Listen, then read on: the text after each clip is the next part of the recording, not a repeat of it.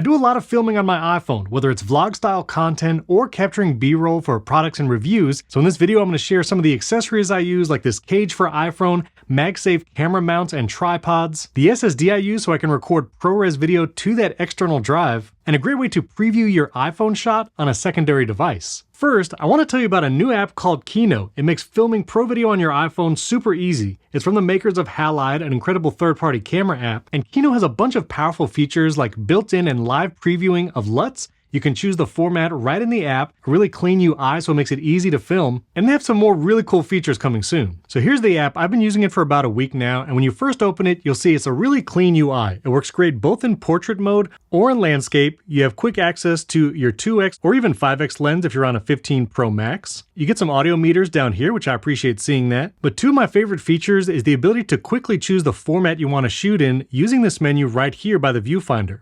You can also go to custom and choose something like 4K at 30 frames per second in Apple Log. Then you can even choose the quality like HEVC all the way up to ProRes 422 high quality. You can also jump into sRGB, HLG, which is that HDR format, and adjust the resolution there as well. Now, I hadn't been shooting Apple Log just because I didn't like dealing with LUTs in post-production, but Kino has a really cool feature where you can actually live apply LUTs here in the camera app as you record. There's some presets here too from like Sandwich Video and Tyler Stalman. That's actually the one I've been using, and you can preview it and then turn on instant grade so you can apply that LUT as you're shooting here in the camera. Super cool. I can also expand this menu here, and you can flip to the front-facing camera or rear, turn on the grid. You can also get some RGB levels here, and something you don't get in the stock camera app is you can go into manual focus mode and then drag the slider to refocus. Right now, if you're like in HDR mode, you'll actually get focus peaking as you're dragging that slider, but it's not available in Log right now, but I've talked to the team and they said it's coming soon.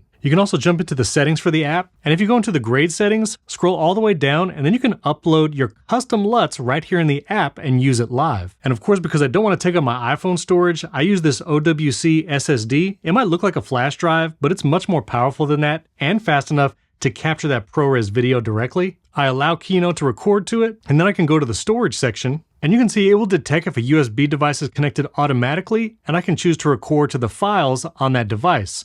You can also choose to record to the photo library, but that just takes up a lot of space when you're doing ProRes. You can also let Kino adjust exposure automatically according to the iPhone settings, or choose by speed or angle to manually adjust the exposure. And I choose to keep this feature on, which is auto motion, and that basically lets the app deal with exposure automatically. I also lock white balance and exposure once I've begun recording. Then if you do want to manually adjust that exposure, just tap the auto here and go into manual mode, and then you can drag this slider on the bottom to manually adjust. And once you start recording, you get the time code here so you know how long you've been going. And I like that it shows me the USB drive here, letting me know I'm recording directly to this. Then you can access those files directly in the Kino app, and here's the file I just recorded on the USB device. Overall, I've been loving using Kino, and it's going to be my default whenever I film on my iPhone.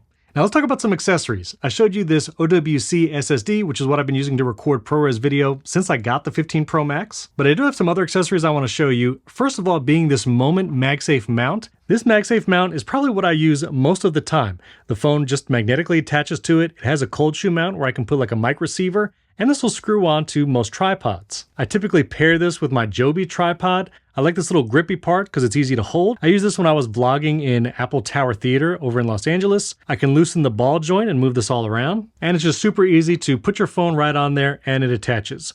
Holds on pretty firmly, and typically I have to take my case off if I'm going to be using this OWC SSD. If you use one of those external like Samsung T7s, the cable will usually fit through a case, but using this, I can then attach it to the Moment mount, and I'm filming with my iPhone directly to this external SSD, and I'm good to go. And speaking of mounting options and cases, I would be remiss if I didn't mention the Peak Design case. Not only is it a great case for iPhone, it kind of has this fabric-y material on the back, but it uses a custom mounting system. This is Peak Design's phone mount, which also screws into a tripod. It uses magnets and a clip. So this is super sturdy. If you're going to be in rough areas or you just want to make sure your phone's never going to fall off this tripod, the Peak Design is the thing to get. You actually squeeze the clamps here if you want to remove that mount. But best of all, the Peak Design case is also MagSafe. So I can use that same Moment MagSafe mount, and the Peak Design case works just like that as well. This will also charge through MagSafe, so the Peak Design is great just as a MagSafe case too, and it has this little loop here, which is nice if you want to hold your phone that way. A little more elegant than a pop socket, in my opinion. Now, if you want to go all out, I also have this Ulanzi iPhone cage, and the iPhone can slip right in here. It actually expands to fit all the way up to a Pro Max with a case. Here it is in the cage. These handles are removable, so you could take those off. Lots of cold shoe mounts around the cage. I usually use my Rode Wireless Go 2 with transmitter, so I could put that here. But you also see a cold shoe mount here, here, and another one here. And I use these little ball joint adapters. I'll put links to these down in the description and everything I'm talking about. But these ball joints are great because you can really change the angle on the light, microphone, whatever it is.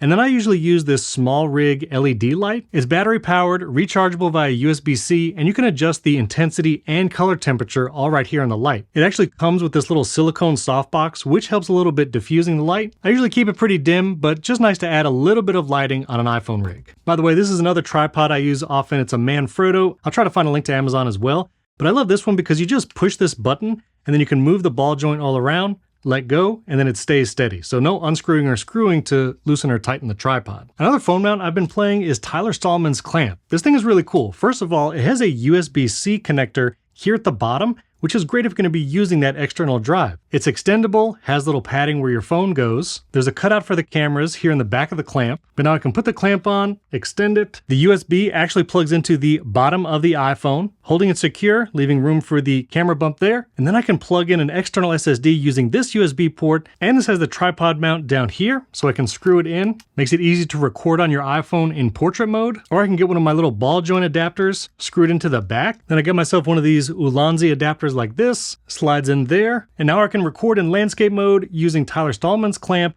with a tripod. So those are a bunch of clamp and mounting options, and like I said before, I use the Rode Wireless Go 2 still. There are new models, the Rode Wireless Pro and even the DJI Mic 2, which is really cool, but these still work great for me, and I got the little magnetic adapters. This way I don't have to clamp it to my clothes. I can just put the magnet under the shirt, mic goes on top, and now it's just floating in midair. The newer versions have things like 32-bit float and fancy things like that, but this works well enough for me. All right, final accessory here, and then I'll show you that setup to preview your camera output.